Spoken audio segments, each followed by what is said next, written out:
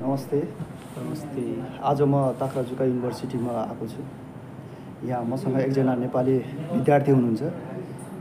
उहाँ आज विद्यालय किन आउनुभएको छ त्यसबारेमा उहाँसँग म केही कुरा गर्न जाँदैछु। यति बेला हारू एसेम्ब्ली चलिरहेको छ, 1 महिनाको बिदा छ।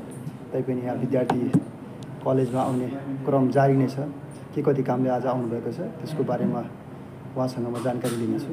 सर्वप्रथम म हजुरलाई यहाँ भुवन ब्लग्समा स्वागत गर्न चाहन्छु। धन्यवाद। हजुरको शुभ नाम? मेरो नाम भूपेन्द्र जोशी। अनि आज तपाईँ यहाँ ताक्राजुका university of medical and health केयरमा आउनु भएको छ। तपाईँको विधा चलिरहेको छ, के कारणले आउनुभएको छ? म चाहिँ आज मेरो भिजा थप्नलाई डकुमेन्टेसनको काम थियो। त्यही भएर म चाहिँ आज आएको। हामीलाई 6 महिनाको मात्र भिजा दिएको थियो आउने बेलामा। कृपया अलिकति जोडले बोलिदिनु होला। 6 महिनाको मात्र भिजा थियो। अब भिजाको टाइम सकिन लाग्यो। भिजा थप्नलाई डकुमेन्टेसनको लागि आएको। हजुर।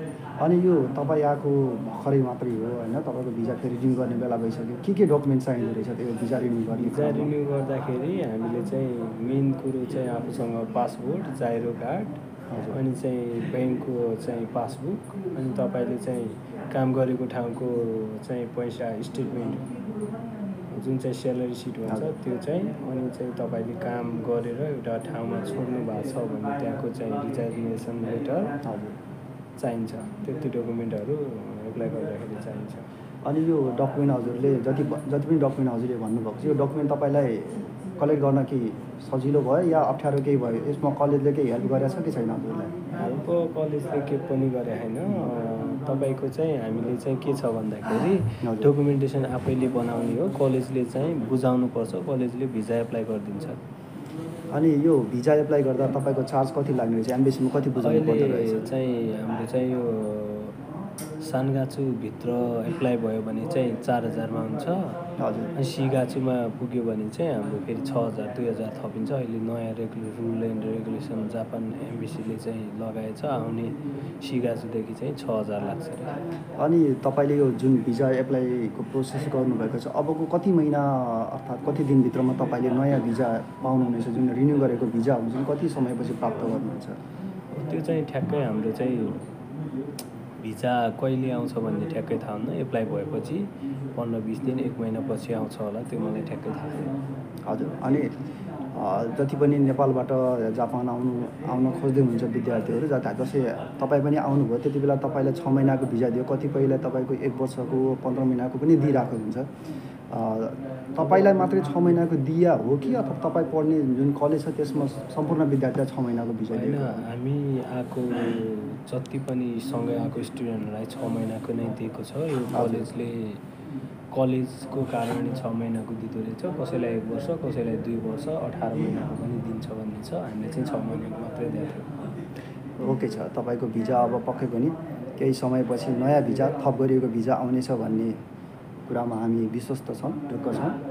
अनि तपाईँ यहाँ जापान आउनुभयो, जापान आएको 3 महिना मात्रै भएको छ तपाईँलाई। अनि जापानको बसाइ यहाँलाई कस्तो लागिरहेको छ? बसाइ एकदम ठिक छ, रमाइलो छ। जापान एकदम सुन्दर, सफा, र यहाँको तपाईँको एकदमै नियम कानुन हुन्छ नि त, अनुशासन भन्ने कुरा एकदम राम्रो लाग्यो मलाई। अरू एकदमै व्यवस्थित छ देश। अनि हजुर जुन कलेजमा पढिरहनु भएको छ, ताक्राजुका university of medical and health care, यहाँको पढाइ हजुरलाई कस्तो लाग्यो? जति 3 महिनाको पिरियडमा तपाईँको पढाइ त एकदमै ठिक छ। यहाँ टाइम टु टाइम सबै कुरा टाइमिङमा हुन्छ। टाइममा कलेज पुग्नुपर्ने, टाइममा काममा, टाइममा ट्रेनमा पुग्नुपर्ने, ट्रेनको पनि टाइम टु टाइम हुन्छ। सबै कुरा टाइमिङ छ क्या। सबभन्दा ठुलो कुरा मेन टाइम हो। त्यो टाइम फलो गर्यो भने जापानमा सक्सेस भइन्छ जस्तो लाग्छ। अनि अहिले तपाईँले कहाँ काम गरिराख्नु भएको छ? भर्खर आउँदा तपाईँलाई हुन्छ नि, जति पनि विद्यार्थीहरू नयाँ आएको बेला काम पाउन एकदमै गाह्रो हुन्छ भनिन्छ। तपाईँलाई कस्तो भयो? मलाई नि त्यही हो। सबभन्दा सुरुमा भाषा चाहिन्छ। भाषा राम्रो छ भने काम पाइन्छ। अब भाषा सिकेर आएको छ भनेपछि काम पनि सजिलै पाउन सकिन्छ। भाषा छैन भने अलि गाह्रै छ काम पाउनु। अहिले मैले काम पाएको छु, अब ठिकै छ, राम्रो छ। अहिले हजुरले कुन कम्पनीमा काम गर्दै हुनुहुन्छ? म मैले चाहिँ थ्री ब्रदर्स कम्पनीमा काम गर्दैछु। थ्री ब्रदर्स कम्पनी भन्नाले अब सम्पूर्ण हुन्छ नि सम्पूर्ण विद्यार्थीहरू अथवा सम्पूर्ण अरू नेपालीहरूले बुझ्ने भाषामा भन्दाखेरि कस्तो खालको कम्पनी हो? त्यो चाहिँ अब कस्तो खालको कम्पनी भन्दाखेरि यो कम्पनी नै हो, त्योभित्र धेरै प्रकारका कामहरू हुन्छन्। अब जस्तै भन्नाले त्यो कुनसँग लिङ्क छ? जस्तै त्यो होटलसँग चाहिँ अथवा- होटेल सम्बन्धी छ, म होटेलमै काम गर्छु। अनि त्यो बाहेक हजुरले अर्को कुनै काम गर्नुभएको छ कि? छैन, काम एउटै मात्रै हो। भनिन्छ नि यहाँ जापानमा त 2-3टा काम नगरेपछि पुग्दैन भन्ने पनि छ त्यो हजुरलाई? चाहिँ छ, पक्कै पनि महँगाइ धेरै छ। तपाईँको चाहिँ यहाँ चाहिँ टिक्नलाई चाहिँ विद्यार्थीहरूलाई चाहिँ एउटा कामले चाहिँ खाना बस्न मात्र पुग्ने हुन्छ। र पढाइ चाहिँ राम्रो छ भने 2टा काम यसो ह्यान्ड क्यासहरू पाइयो भने चाहिँ अलि सहज हुन्छ। ओके छ, तपाईँले आफ्नो विचार व्यक्त गरिदिनु भयो। अब जति पनि नयाँ विद्यार्थी अब एप्रिल इन्टेकमा आउने विद्यार्थी हुनुहुन्छ, कतिपय आइसक्नुभयो। अब ताक्राजुकाको केसमा कुरा गर्दाखेरि अझै यहाँको विद्यार्थी आउन बाँकी नै छ। अब यहाँ अध्ययन गर्न आउने विद्यार्थीलाई तपाईँको सल्लाह सुझाव के छ?